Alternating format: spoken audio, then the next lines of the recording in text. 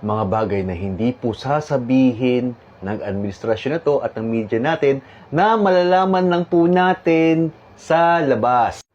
Ito po ay galing po sa Al Jazeera. Ang totoo po na balita sa flood control po natin, iba po ang media po. Sinabi po ng media po natin kay BBM, sabi po niya na nagkaroon po ng flood po sa bagyong Enting, sa Carina, dahil po sa basura. Actually ho, basahin nyo po ng mabuti itong article na to guys. Basahin nyo mabuti. Inamin po mismo ng DPWH at ng iba pong ahensya ho na wala pong any engineering ang pupwede na tapusin po ang flood control no matter how much yung i-spend nyo ho.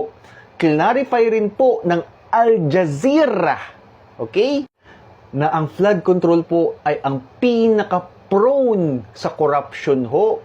Why ho? Kasi po, wala po siyang mechanism para sa check and balance at monitoring ho. Lumabas rin po sa balita na to na noong pong nag-umutang si BBM sa World Bank ng $450 million, okay? Out of sa ganyan kalaki mismo na budget, 2 lang po na project ang nagawa niya, pero kaunti pa. Yung mga new ones, hindi. At again, guys, okay, basahin niyo po itong article na to. Clarify na po ng Al Jazeera. Basahin niyo po, guys. To see is to believe. Corruption. Okay.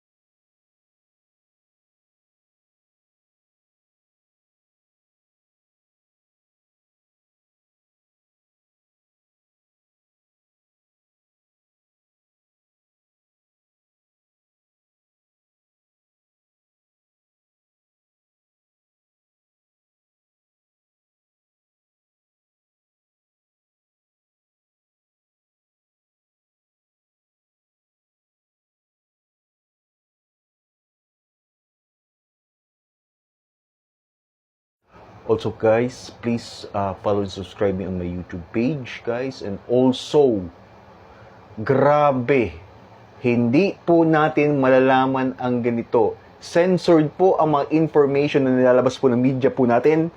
Ang real news ho is ang nasa labas.